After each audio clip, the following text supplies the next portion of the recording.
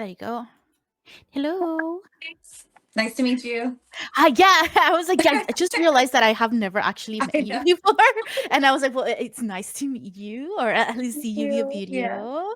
Um, so I don't have anything really like planned for today, like no solid like questions that I'll be asking you or anything like that. The whole idea is just for everybody to come in and sort of talk a little bit about whatever expertise they have. So if you have something you would like to talk about, we can definitely start off with that. If you don't really have anything, then we'll just sort of like see how it goes. Before that, would you like to introduce Sure. yourself? Yes, yes. So I'm Ashley Rogers. I'm here with Phoenix Performance Coaching. I'm a fitness, nutrition, and mobility specialist as well. So we do virtual fitness and nutrition coaching. What's a mobility expert? So, any kind of joint pain that you have, any kind of injuries, if you want to be more flexible, gain more strength within the range of motion you have. So, my specialty, um, 'cause I work outside of Phoenix Performance as well, is in people with hypermobility. I might have a 4-year-old run in at some point, just a warning for you. No worries. So, my specialty is joint hypermobility. But in perspective with Phoenix Performance Coaching, we have a lot of gamers, we have a lot of IT techs, we have a lot of people that come to us with pain because they are sitting at a computer all day, or sitting at a desk all day. So there's a lot of lower back pain, hip pain, knee pain, shoulders and neck from kind of being rotated like this all day.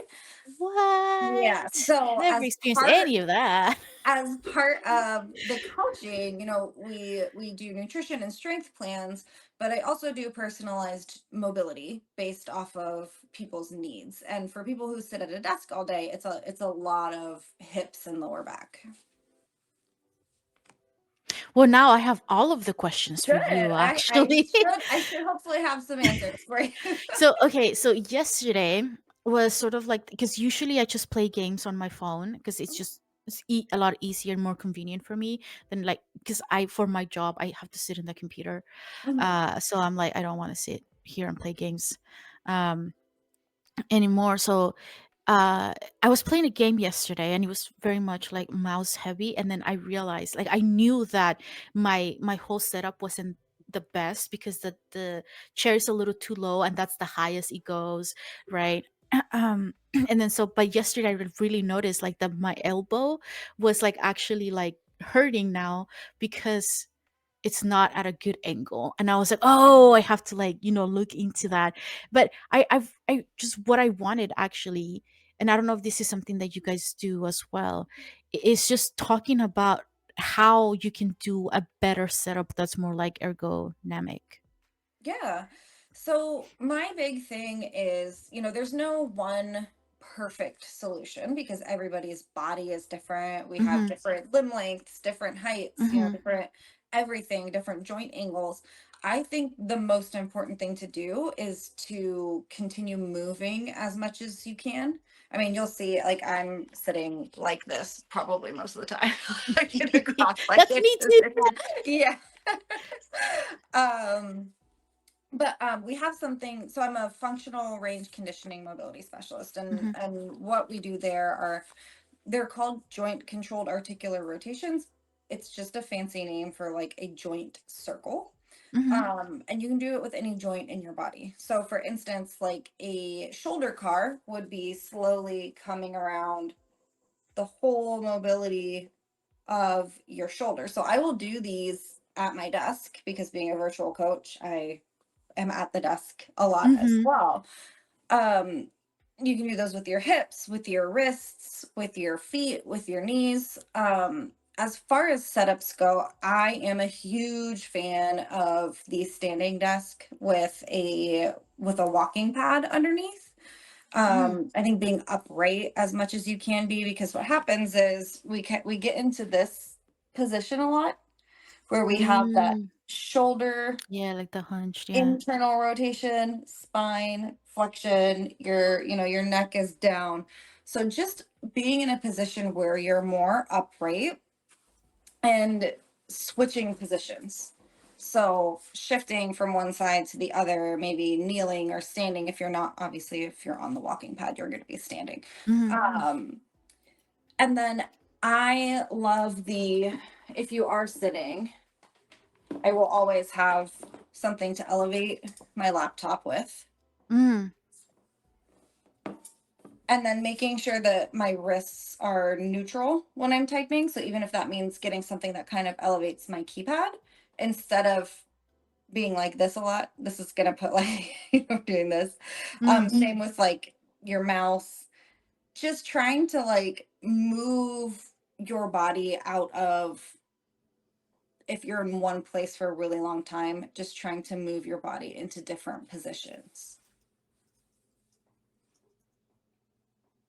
So I know there's a lot of like tech out there because like the mouse that I have is like this fancy sort of like gaming mouse that like allows me to put like my hand like that, and it's a lot more comfortable than like the previous one that I have. And then they have like, like the little mouse pads with like the butt. Yes.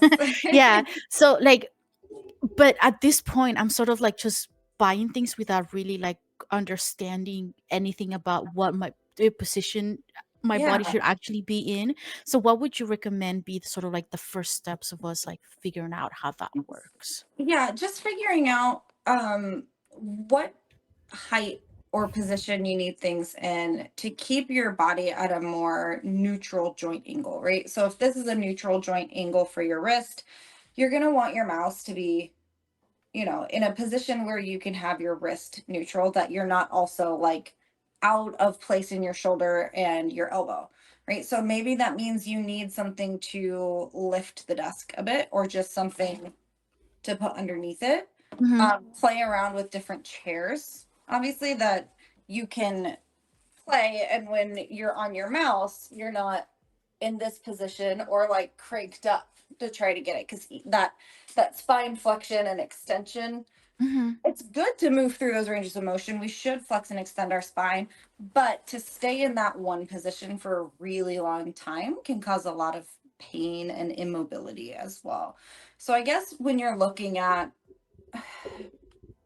setups, you want, go by your desk height first, and then find things that can put you into a more upright and neutral position. I saw this thing online where it was like technically the what's the neutral position for our head or like our neck, because So then I that saw was, somebody said that it's supposed to be this. Oh wait, sorry. I was looking away. Sorry. That's okay, me too. And because I saw, and the way that they did it is that your computer screen is actually supposed to be lower, because we're supposed to have our head like this, like more like tilted down. And I'm like, No, that doesn't sound right. it's that, because when that tilts down, like you can feel when you tilt your head down that your shoulders also kind of rotate forward. Yeah. So it should be up, but not cranked up like this, but you do want it slightly back a bit, like this, up and back. And this helps create neutrality in our neck, but then also in the shoulders, not making them roll forward or backward, which, as you can feel, like when you do that, your whole spine moves as well. um and then again, just like you can do neck circles like every couple minutes, just to kind of keep nutrients flowing to those joints and making sure you're not getting super stiff.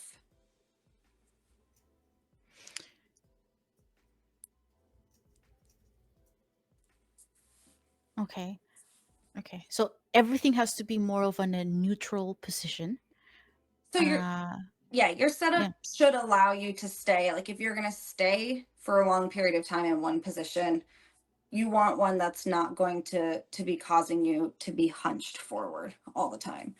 But I mean, if you want to take it a step better than that, it would be to have a setup where you can move, right? So maybe you have a like one of those chairs that are like bouncy balls also, Yeah. so that you're kind of going into different positions. I've also seen these really cool chairs, and I really want one, that has like a little ledge right under it that allows you to put your feet like in a cross Yeah. style. Yeah, I want that so bad. Um, because that allows you to play with like where your legs are as well. Because I do know like I can curl up into this chair into a ball, but there are some tall people out there who cannot. It, the other thing too, because I was thinking about like, well, for the most part, because of my job, people only see me from here up, right? Because they just really need to see my face Yeah. and hear my voice when I'm working with them. But for example, if it's someone who is in a more professional environment, because right now, just like you, I'm like crisscross applesauce on my Yeah. chair. I can't do that when I'm at my job, Sure. right? Like I need sort of like an office, more professional environment. So Mhm. like in these situations, like what would you recommend then? So when you have a more like client facing, Hmm. Like, is there like a more like a better way to sit, or like specific like couches or sofas for people to like avoid or just be aware of? I don't think so. Like I said, it's more about not sitting in the same position for a long period of time. And then maybe if you have time in between clients or in between patients, I have my clients do some mobility work that they can do just right there from their chair as well, to just Mm. keep their body and their joints moving. And there's a lot of mobility stuff out there that people will spend tons and tons of money on, but at Hmm. the end of the day, it more comes down to just moving when you can and where you can. Understanding that if you're sharing an office too, it can't be a lot of like obnoxious and weird movements. True. I just can be doing downward dog, like in the Yeah. middle of the office. Yeah, That's yeah. why my office is at home. um. Okay. Okay. Well, I just sort of like totally like went No, off on this you're thing because fine. I was interested in it. So so this is like more the mobility side. Do they want Yes. to I say also hello? keep a Oh, resistance band at my desk at all times. what's that for? So with this, you can just it creates tension. You can just apply load to anything. Sometimes when I'm getting a really bad like neck ache, Uh-huh. you can just kind of, I know this looks funny. So this is the obnoxious weird stuff I'm talking about. Like kind of, so if I'm pulling my head this way, pushing against it to trying to get strength in my neck and Oh, mobility in my okay. neck. So this is great for people who are sitting a lot too, just to add some load when working their neck too. That's something like we work out, and there are specific muscles that we focus on a lot in the fitness world, right? Like everybody works their biceps, they work their core, they work those like quote unquote glamour muscles. But I think we Mm-hmm. forget a lot that like we need to be working our necks. It holds up our heavy heads all day, and then we put headphones on it. Right. Um, Oh, our yeah. fingers, our wrists, like all of that stuff you can work. And that's why I just love resistance bands, because it allows you to put load like on anything basically just while you're sitting at the desk. Wow. And they're Now cheap. I feel They're like now I have to inexpensive. rethink like my whole entire life now. Like, Yeah, yeah. I mean, mobility that I give for people that are sitting for long periods of time is going to look very different from, like people who have a more active job and may have lower back pain, but it's not, it's where is that lower back pain coming from, right? Is it because you're sitting for too long? Is it because you're lifting things wrong at your other job? mhm. So that's why the individualization of our programs is so important, because it's not just these general like here's a mobility routine. It's Mhm. what do you do? What position is your body in all day? And everything is individualized based off of that. So is I'm guessing then it's like a similar way when somebody comes in, just not necessarily for mobility, but more for like fitness. Mhm. Yep. So everything is individualized based on a person's goals. I'm going to work mobility in with everybody, even if it's just a warm up before their strength plan or their cardio or whatever they're doing. But then we have some people who want more mobility strengthening. We have a client who's also a rock climber. So, like, he's a gamer and a rock climber. So, Mhm, his mobility is going to be more rock climbing specific, like working on mhm. hands and ankles and knees and stuff. And then strength is blocked and created for what your goals are, where you are currently, where you want to be.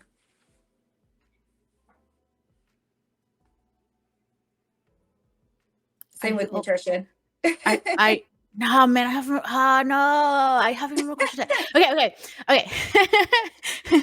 We have an hour. We have to fit it all in right now.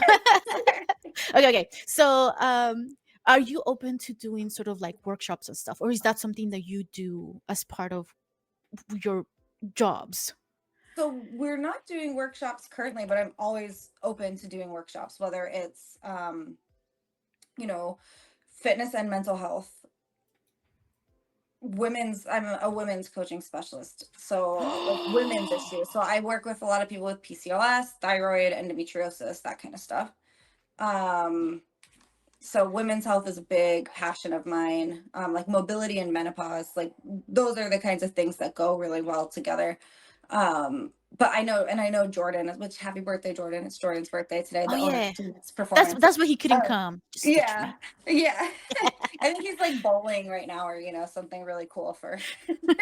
while we're here um, working. but, right. Um, so yeah, but we would love to do virtual workshops. Well, The possibilities yes. are endless.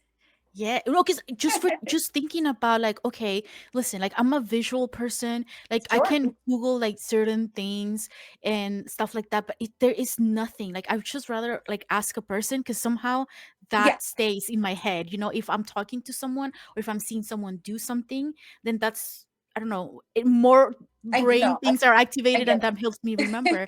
So it. like even if we were just to do one where we talk about like how to do your like desk setup and like some basic exercises for us to do like throughout the day, like in Yeah. preparation of like sitting on our desk or like afterwards, that would be so great. Yeah, no, I could absolutely do that. And Yeah. then just like little things to have at your desk at all times. Like I have my band. I have Hmm. my that big orange stick in the background if you're allowed to bring that, if you're allowed to walk in with a big like monk staff. Yeah, um, yeah. what else do I have around here? I think my 4-year-old has taken a bunch of stuff out of my office. But Okay. All right. Wait. We have to save that really cool stuff for the workshops okay, later. okay. So, but you have like so many cool jobs, and I'm like, wait, who do I ask I first? do a lot. I wear many hats. Yeah, which is perfect for me because then I can just be like, Ashley, I need like 20 different kinds of Yeah. workshops, and you're like, all right, I'm qualified to I do got all it. of I got them. it. I can do it all. Yeah. So, wait, actually, before we get into that, I'm just curious. Like, how did you get into sort of like this side of like the health field? How do you get Yeah, so interested it in was it? a journey. I grew up, my dad's military, so he's always super fit, and my mom is a personal trainer still. So I grew up with Mm. her as a personal trainer. Went Mhm, to college, got my degree in exercise science, pre-med. I wanted to go mhm, to medical school and be an orthopedic surgeon. So I was always really fascinated with that side. But then my last semester of college, I decided I didn't actually want to go to medical school because I had anxiety enough as it was. mhm. Um, and then, I got pregnant 3 weeks after graduating college with our first. So we had kids really young. And I actually taught gymnastics for 7 years Ooh. after that. Mhm. And then when I was 27, I herniated my L4, L5 in my spine. Ooh. And I did gymnastics and I did circus arts and I did like a bunch of stuff that required my spine to be super mobile and me to be mobile. And all of a sudden, like, you go into the walk-in ortho clinic and they're like, well, we're sending you to a spine specialist. And they wanted to do a spinal fusion at 27 years old. Yeah, Mhm. fusing my lower three vertebrae. And Yeah. I luckily at that time knew enough to say no. I was like, I'll try PT, but then I lived for like 7 years and in extreme pain. Mm, During that time, like I was coaching fitness, I was still lifting. mhm, Um, and then a year and a half ago, I was in a business mentorship, and one of the other coaches did something called functional range conditioning. I had no idea what that was, like, no idea. And mhm. he messaged me and he's like, I can fix your back, right? And I just started laughing. And I was like, I have been to spinal surgeons, PTs, chiropractors, pain specialists, acupuncturists for 7 years. Why do you think you can fix my back? He's Good like, job, good job, yeah. just let me try. And within 5 weeks of starting with him, I was back in my aerial hoop, like doing circus stuff. And by the end of my first 12 weeks with him, I didn't have back pain anymore. So I was like, well, now I have to go study this stuff. So I can do this for other people. So I flew out Yeah, to Texas. I'm in uh-huh. Orlando, by the way. I should have said that in the beginning. Where? Orlando. I'm about 10 minutes from Disney World. Uh, everyone that I'm like, "Yeah, you're so cool. I should invite you." You're like on the like literally on the I other side of the know, states. I know, I know. So I started studying functional range conditioning, became a mobility specialist, and that became my big passion, was helping people get out of pain so that they can do the things that they love to do. Um, so it's really interesting because, a year and a half ago, I never would have thought that I was, specializing in mobility, because I did women's nutrition and fitness. Mhm, Um, but I don't think any of them go without the other. I think a really good plan includes mobility, nutrition, and exercise. 'Cause how many like super, super jacked bodybuilders have you seen that also don't have pain and have range of motion, right? They're typically like all locked up, mhm. and so I think the mobility Yeah. is that missing aspect of it. Wow. Okay. What about nutrition? Like, well, yes, I think intellectually I understand that, nutrition, especially if you're thinking about like losing weight, which is, I'm guessing, the reason most people sort of like reach out for fitness and stuff. Yes. Um,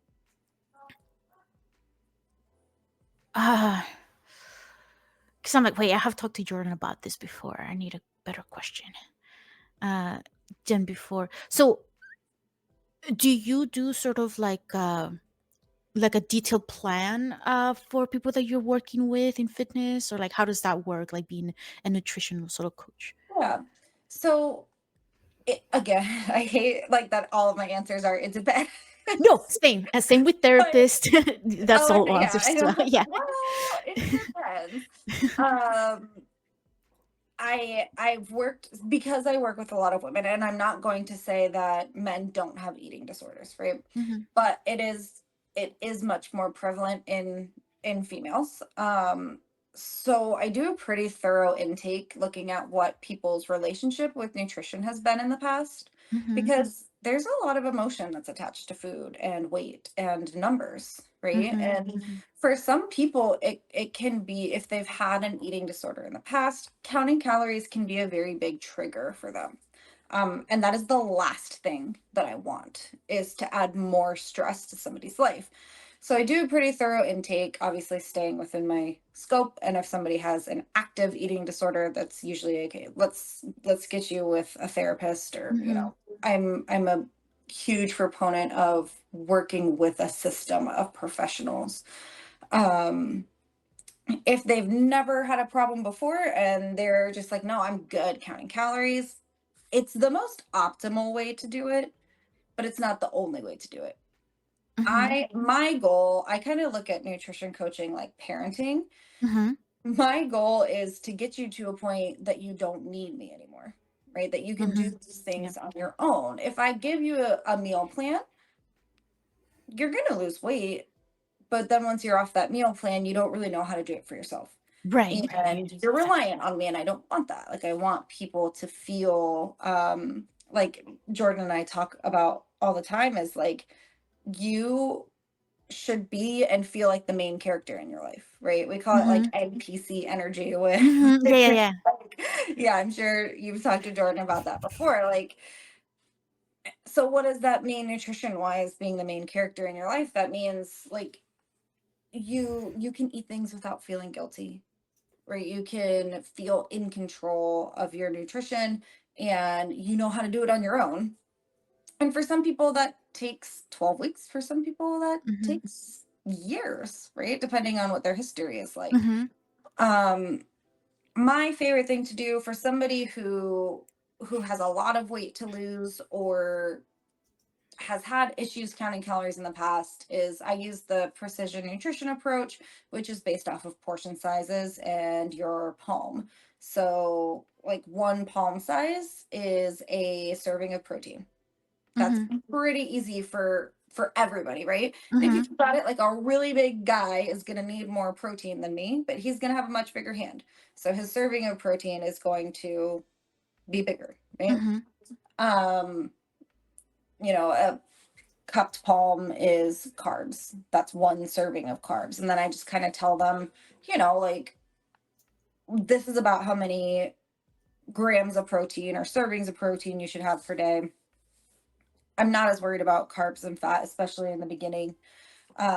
And then we have green light, yellow light, and red light foods, where I just give them a list of foods. Green light is try to get the majority of your food from these things. It's typically, like whole, minimally processed foods. Nope, I Mhm. gave myself a thumbs up there. Um, the yellow light are eat some of these things, maybe like like yogurt that has a little bit of added sugar in it. And then red light is eat minimal. I never have any foods like you cannot eat because when you restrict, that typically leads to more issues. Right. Um, and I don't believe in, food morality. Like, there's no good or bad foods. Food is food, energy is energy. Um, but from a calorie and nutrition standpoint, eating fried chicken for every single meal, every single day, that's just eating red light foods. You can have fried chicken. Make sure you're eating a lot of these green light foods as well. So I take a much more visual approach to it is what I like to do. That's fantastic because that will work wonders with me, I think, because it's better, like, for me to have, like, my visuals. Because, like, um there was something that I think when I first interviewed Jordan, he mentioned something along the lines of like, well, if you're gonna have like a bag of chips or something, like just make sure that you're eating like a side of veggies. And then like now I think about that all the time. Do I do it Yeah. often? And no, not really. But then I think about it, It's right? what And I then I'm like, it's what I tell my clients is be a pencil, not an eraser, right? Don't erase things out, add things in. And it's what I tell my kids yeah, yeah, too. yeah, They're like, I want a bag of chips. Okay, can you eat a piece of fruit with it too, please? Just so yeah. that they're getting the nutrients that they need and understanding that like there's no bad foods. Hmm. And but so when I think about like earlier today I was talking to someone else and we're talking about like gut health and like sort of like our belief in like food and stuff like that, or like where it comes from. And then I was like, well, w- when I think about like eating healthier foods, or like, because I'm a fan of like including things or adding things, because if you tell me like you can't have that, then I immediately You're just rebel gonna and I'm think like, I'm about it. just gonna eat more of it. You're just Yeah. gonna think about it all the time. Yeah, yeah. So then I was like, okay, well, I just want to eat like more of a variety of foods, right? And then I'm like, yeah, okay, well, what should I have for breakfast? And I'm like, cereal, pancakes, eggs. And then I cannot think of anything else that I could have for breakfast, right? Like this is just sort of like seems to be like the staples of things. And then I go online and they were like, oh yeah, I could do this. And then I do it for like a day or two and I totally forget all the ingredients because my mind doesn't keep track of anything. So I have like visual things, and I was considering, I was like, even just thinking about um like, 'cause for my ADHD brain, when I think, I'm like, okay, I want a snack, and I think, well, I want something healthier, but then I'm like, I can't think of anything, and then I just get mad, and then I'm just like mad because I can't have a snack, or like I don't have anything like healthier that I want to eat, right? And then I'm like, there is ways for me to use the ingredients I already have, like the carrots and the celery and stuff like that, which would be delicious and great snacks. I just forget that that's a possibility. So Yeah. yeah, having that visual list would be like fantastic. Yeah. Yeah, and I'm a huge fan of making food ahead of time. And I think people get Mhm. really, really overwhelmed with the term meal prep because Yeah. we do have, just as humans, and I'm sure you find this in your field too, we have black and white and all or nothing thinking, right? Like it's either I'm prepping all of my meals or I'm prepping none of them, right? So Mhm. for me, like I'm okay eating the same thing for breakfast every day. That doesn't bother me. I want a different dinner every night. Like I'm not a huge fan of eating the same thing for dinner all the time, but Mhm. like I will maybe on a Sunday prep ahead like breakfast burritos, freeze them, put them in the microwave or the air fryer in the morning. You can do overnight oats in the crock pot, like a week's worth, and then just put them into Tupperware containers in individual servings for the week. So Mhm. then, and it's so much off of your mental load too, because it's overwhelming when we have jobs, we have family, we have, personal interests and whatnot, and that mental load of not just what am I going to eat, but what can I eat that's good for me takes up a lot of space. Mhm. Mhm.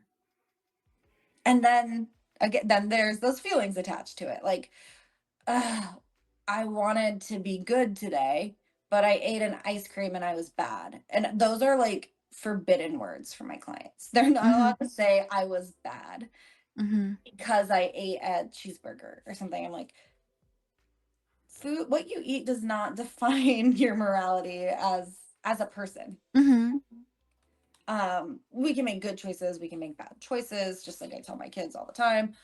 um but there's like that spiral. There's a very big psychological aspect to it of I didn't eat what I was supposed to that was healthy, so I'm a failure, and it just kind of spirals from there.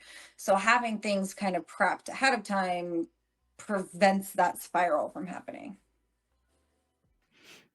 Yeah, and then it becomes more about other stuff, right? Like I knew it. Like my dad always told me I was a loser. So like Oh this is yeah. only like another reason where I'm a loser. I've also heard a lot of people be like, well, I broke my diet or whatever, so I might I'm as well just just gonna like eat whatever binge on I want. everything else. Yeah. I'll start on Monday, but it's Tuesday. You're gonna wait a whole Yeah, week I'm to just gonna see. yeah, I'm just gonna wait again. Yeah. And that's Yeah. something that I go through with clients when I take them on too. It's challenging their negative core beliefs, right? Mhm. Because we have these core beliefs, whether we're aware of our core beliefs or not. These are beliefs that we have about ourselves, that we've had typically since childhood. So, I'll ask questions like, what what is your relationship with the scale like, or like what were you told about bodies when you were younger? Mhm. And it's typically that, like, oh well, I was always praised when I lost weight. Like my mom always talked about how this, like, she's excited because the scale went down. And Mhm. it's like, okay, so what did that make you believe? That I will be happier if I'm thinner. Mhm. And you have to like get get to that point where you can say that negative core belief out loud, and then we challenge it. Like, do we have data to back that up? Are Mhm. you happier when you're skinnier? Is that true? Are you more lovable when you're skinnier? Is that true? Because I guarantee you that everybody that loves you doesn't care if you're skinny or not, right? And if they do, Yeah. they should probably not be N- in your n- life. yeah, right, exactly. So challenging like there's just such a huge psychological aspect to food, which is why this was the very long way of answering your question of like if I do, like dedicated meal plans. It's because I wish it were that simple, but there's just so many different aspects to nutrition that need to be addressed. I think this is why I like connected with Jordan so fast because very similar things that Right. that you're saying now, and I'm like, oh wait, that kind of makes sense because I think the one thing that I would like to say is that everything is so connected, right? Like mental health, fitness, Yeah. nutrition, it's all connected. However, most of the time we don't really have one person that is an expert in all of them, because Correct. in therapy I often say, hey, you should, or exercise is good for you, or like, do you have a fitness routine that you do? No, have more of that, right? And that's sort of like the extent of my advice when it comes to that, Yeah. right? And it sounds like you do something similar where you're like, okay, let's work on sort of like reframing some of these thoughts. But if you are they wanting, more like trauma work, or like figuring out like exactly where they come from and changing that, then it's sort of like that would be like a Yeah. therapist that does And that. But it's so hard now then once we get into the world of depression and anxiety and like so I'm okay openly talking about this. I was actually inpatient psychiatric in July.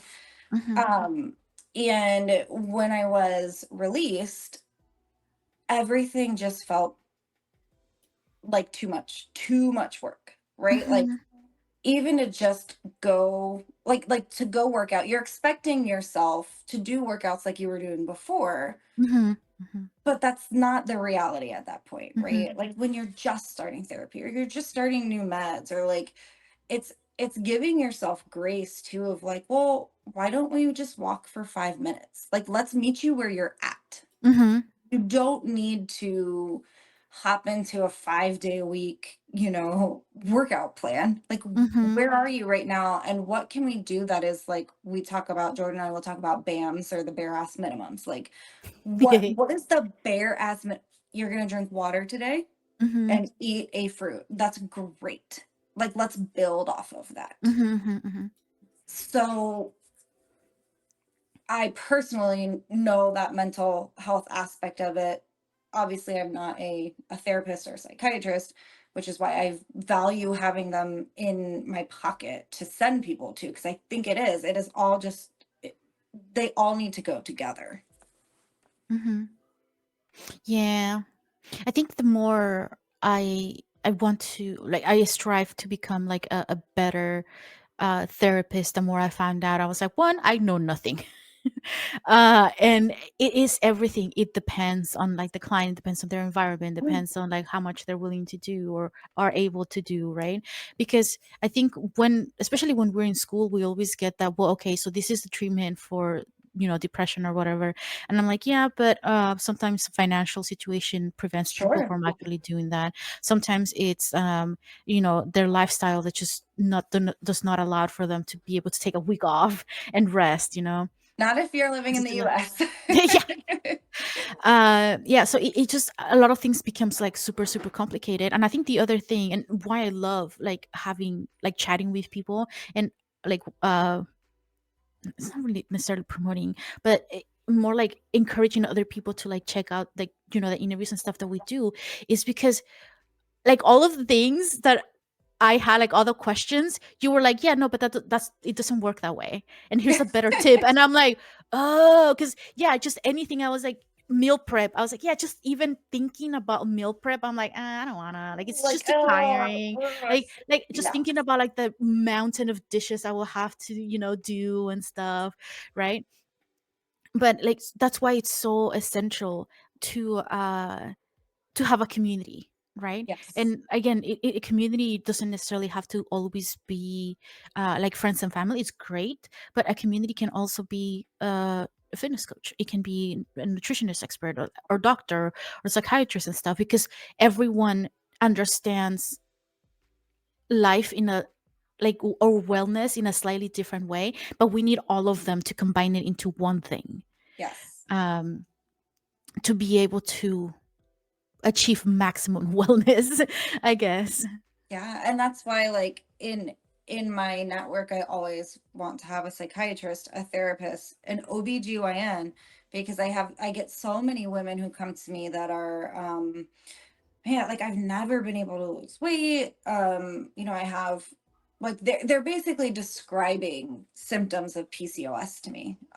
Like I have depression, I have, pain with my menstrual cycle, and I just can never lose weight. And I'm like, okay, have you ever been tested for PCOS? Like, I'm not a Mhm. doctor. I can't tell you you have it.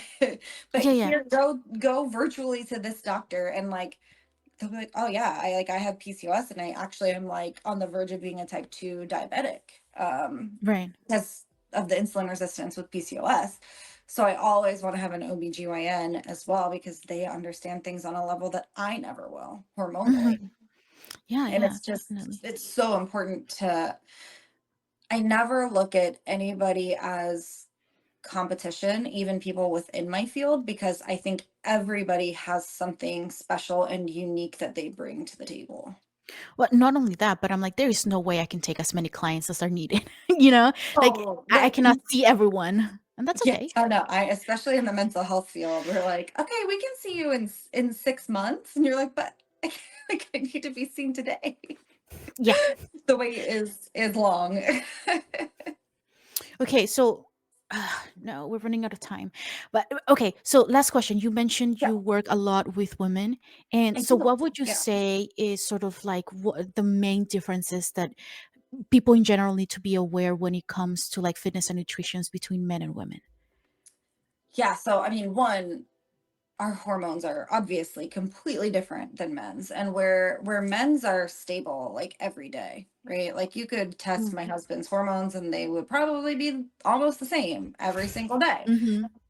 Ours are fluctuating every day, and that's normal, right? Because if you have your ovaries still, and you're not, postmenopausal, you're going like this throughout a cycle of 28 days, right? So with that, that's important because you're going to retain water different at different parts of the cycle. So I tell women all the time, if you're going to weigh yourself, like if that's part of your weight loss journey or your muscle gain journey or whatever it is, make Mm-hmm. sure you're weighing yourself multiple times a week because it's really easy to get caught up in the, oh my gosh, I'm 8 pounds up from where I was last Monday. It's like, Mm-hmm. okay, well, like, where are you in your cycle? Mm-hmm. What did you have to eat last night? Like, that's not 8 pounds of fat in a week. Mm-hmm. And then I think just the week before you have your cycle too, sometimes we need a little bit more calories that week. Like you're having these intense cravings, like Mm-hmm. you're feeling hungry. I always tell women to like make sure you're protein loading that week. So like you're having a little bit more protein the week before your cycle because you're gonna be hungrier and protein is more filling than any other macronutrients. Um, and just like having grace with yourself too, knowing that Mm-hmm. depending on where you are in your cycle, you're going to have like a workout might seem easy one week and the same workout might seem incredibly different the next week based off of sleep and again where you are in your cycle or if you're going through perimenopause, which is just a whole nother animal. You know, I started, I think ever since because I got my ADHD sort of like confirmed diagnosis because I self-diagnosed myself and I was like, wait a minute, Sure. I can't do Yeah, that. That's not a good thing. So I went and I talked to a couple of different psychiatrists and we're like, yeah, pretty sure it is. I was all right, cool. And then ever since then, I started just paying more attention to the things that I'm comfortable with and things that I'm uncomfortable with. And now like I've been able to like focus more and get more done. I just feel a lot better about myself. But that is one of the things that I did notice, like the few like 3 4 days before like I actually get my period, I'm like, I just want to eat all of the bread. Like that is the one all of the thing. yeah, all the All carbs. of the bread, yeah. And then Well, but interestingly, mhm, your serotonin drops that week before your period. mhm. And carbs are important for the creation of serotonin. So your body is craving carbs too because it's like, wait, where did all my serotonin just go? We need to make more. Come on. Yeah. And but I think it's so, like if we don't even know that this changes can fluctuate or can happen, I can automatically go into the, oh, I've been eating all of the bread for these 3 days, so I'm gonna like really restrict for the next few days, or like just self blaming myself for all of these things happening, and like me not being for a while there before, again, before the ADHD diagnosis. I told my brother, I was like, I think I just need more discipline. I need to be more disciplined, which is still probably true, but it wasn't, that wasn't the reason why I wasn't disciplined or I wasn't accomplishing things. And uh yeah, this is Like, I've learned so much, like, the past, like, 40 minutes, and I'm like, "Ooh, I wanna, like, be able to, like, work with you a lot more," because I'm like, "Wait a minute, I learned so much." I can imagine, like, how much more, like, other people would, like, learn or benefit from, just having, like, a mini workshop or having you come in and say, Yeah. "Hey, did you know it's okay?" I Yeah. didn't know about, like, the hormone fluctuation thing.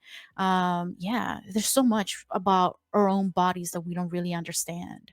And there's still so much that, like, scientifically we haven't discovered yet, which is just crazy.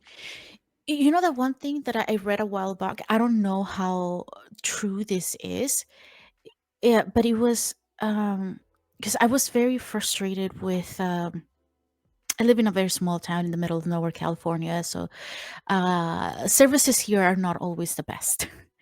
And I was going to the doctor and I'm like, I feel like they're not listening to me.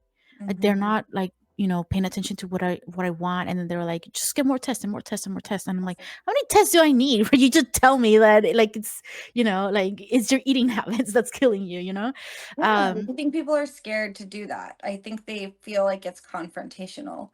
But for me, it's data. yeah. And it is hard to get to a point where you can take the emotion out of it and look at it as data. But I think that's the importance of having a coach too, Hmm. because I can look at somebody else's food as data. When it comes to myself, there's still emotion in there.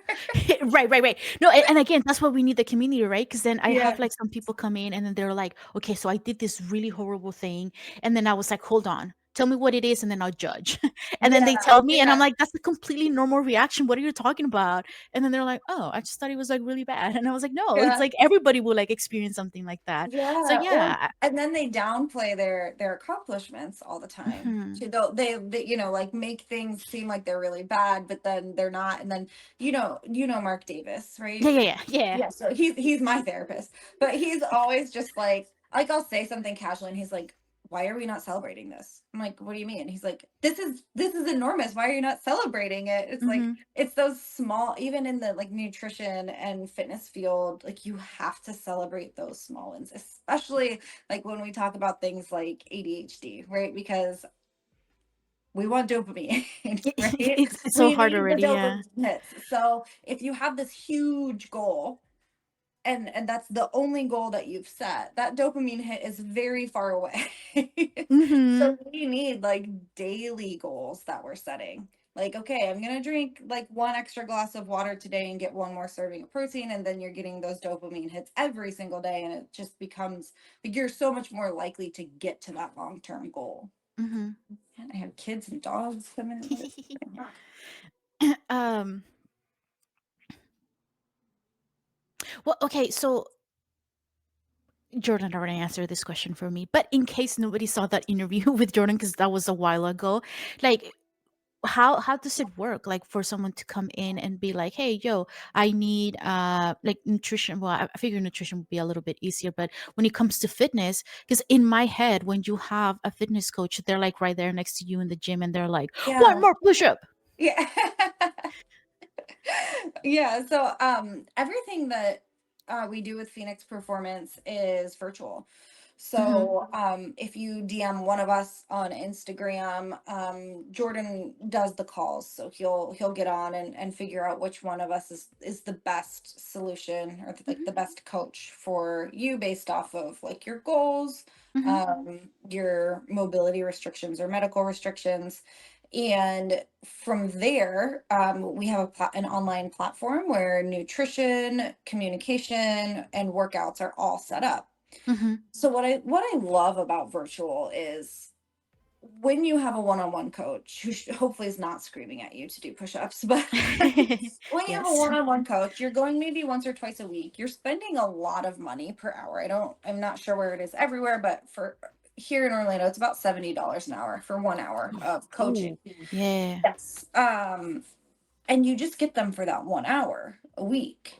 But with virtual coaching, we have a platform with communication threads that you have access to your coach every day, right? Like you can ask questions. We do calls every 2 weeks as well, one-on-one calls to see like, hey, what are your obstacles coming up so that we can, you know, like try to think of a solution before this, like Christmas, like Mm-hmm. holidays, you start talking about that a month in advance. Like, we know that food is going to be a big part of the holidays. How are we going to be successful?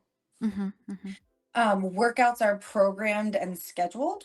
So, say you want 4 days a week, and you tell me you're going to do Monday, Tuesday, Thursday, Friday. I have workouts for you that have a video for each exercise. So you're not having to Google or YouTube, like, I don't know what this exercise is. The Yeah, yeah. videos are there for you, and you do it on your own time, which is super convenient because then you're not Mm-hmm. having to schedule workout times with a coach one on one, even virtually. And then of course, if people have questions during their workouts, they just send a message, and I get back to them by the end of the business day. Mm-hmm. Um, but I find virtual coaching to not just be more financially feasible, but more feasible for people that have very demanding jobs Mm-hmm. and don't want to be at a gym at 5 in the morning before work. Um, that maybe you don't have the ability financially or physically to go to a gym. Like, there are people that live in areas where the closest gym is an hour away. Yeah, yeah, yeah. So we can program body Hey. weight programs, programs for at home with whatever you have. So it's super individualized around each person. Nobody's getting a cookie cutter plan. It's like, okay, you have bands and dumbbells up to 20 pounds. I'll rate you 4 plans with that. Mm-hmm. The other thing that I was thinking about as well is I just thinking about like actually like even if you are able to afford all those things and you go to the gym, sometimes social anxiety kicks in. Like, did you see a lot of people that report like just not really wanting to be Yeah. in the gym because of that? And sometimes if it's a goal of theirs to eventually get to the gym, like, we can work on that too. It's almost like an exposure therapy type deal of, okay, we're gonna do your workouts at home, Mm-hmm. and then maybe one day we're just gonna drive to the gym, and then you're not even gonna get out of your car, and you're gonna drive home. Right? Mm-hmm. Okay. Next time you're going to drive to the gym, you're going to walk up to the door, and then you're going to drive home. Right? So it's Mm-hmm. like we do some kind of like exposure therapy as well too. But I have found that once people take a few months to get a hang of the exercises at home, they're much more confident going into the gym, because most of the time it's people who just don't want to look dumb in front of other people, right? Yeah, yeah, Where in yeah. reality, nobody's paying attention to you, but we're all the main characters of our own worlds. So, and then especially like when it comes to women as well, because I do find that, again, women tend to have more gym anxiety. I Mm-hmm. I do tell them it's always a good idea to find a gym that has a women's only lifting section. Mm-hmm. It just feels like a much safer place for a lot of women. Mm-hmm. And again, that can be like an entryway thing for the gym, or maybe you just want to stay in the women's lifting part forever, which is perfectly fine. But at least then you know in your brain, like, oh, I have options, which makes it feel more safe as well. Mm-hmm. Or if you Yeah, want yeah. to stay at home forever, like, I will give you workouts to stay at home too. But yeah, gym anxiety is a big thing. Yeah. I know there's like a few people sort of like joining us today. If you guys have any questions, feel free to type it in the chat because I just took over and I was like, I have questions about my own personal life. um okay, so if anybody was interested in like reaching out to you for like a potential like partnership collaboration or workshop or anything like that, like where can they find you at? Yeah, I'm on Instagram at Coach Ashley Mobility. It's pretty simple. And then if you're looking for coaching specifically through Phoenix Performance, it's Phoenix Performance Coaching on Instagram, or Jordan Yaklin, which that last name is Yaklin. Yeah, I kind of totally like forget about his last name and I'm like, he's just Jordan. And like and I'm like, Jordan. I hope that I never have The to one with the beard. um The one thing that I also really liked about what Jordan was doing is that he has a group on Discord as well, right? Mhm. Yes. For and I get because I followed like I don't really go in there, but I get like the notification every time, and then he's like, "Hello, how's your fitness journey going?" And I'm like, "Ha, dang, I have to go on a walk now." Called up. So it's sort of like that reminder of Yeah. like, okay, yes, I fitness, that's the also, thing. like, I know we only have a couple minutes left, but I'll Yeah. also put this out there too. If someone is looking for like a very low entry, so maybe you only have like $20 a month to dedicate to fitness, Hmm.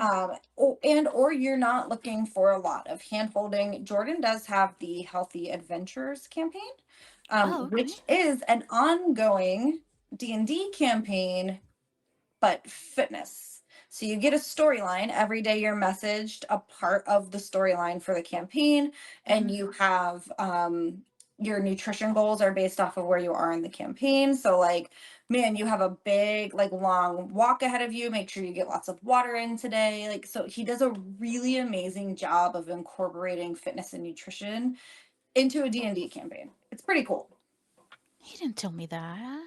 I know he needs to talk about it more. That's so So cool. And I'm again, gonna do it for him. yes, because I mean, sometimes it is just about getting that reminder, right?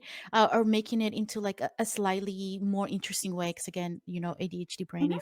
If it's not fun, I'm like Yeah, don't worry. later or like never or last minute. Yeah. Oh, okay, awesome. So if you are tuning in and you are sort of like in the future, because this is going to be posted on YouTube as well, like all of the information will be in the description. And if you're not, then it's Instagram at Coach Ashley Mobility, and what is it?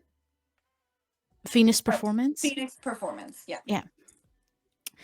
Um And yeah, any other like I don't think there's any questions from the audience at this point, seems like. So, any last thing that you would like to say, any last bit or you would like to leave us with? Because I'm like, oh, I have so many questions, like in nutrition, women's expert, like all of these things, and I'm like, ah, Yeah, just, be kind to yourself. I think we're very hard on ourselves in general, especially with health and fitness.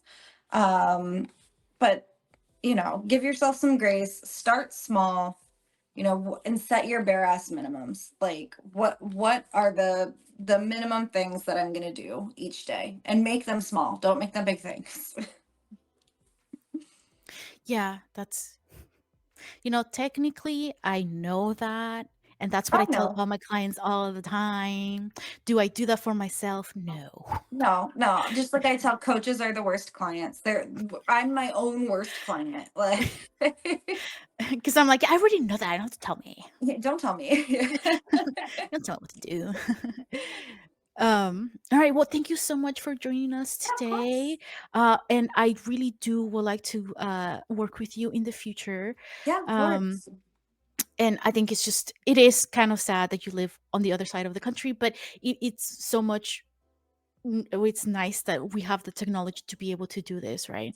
And still gain all the information that we need, because there is just not enough people out there that have sort of like that understanding, or that do the type of coaching that you do, or have the experience and all that stuff. So yeah, you're a hot commodity right now, I feel like. um so once again, thank you for Yeah, joining, it was and nice I'll meeting keep you in contact. finally Yes, too. yes.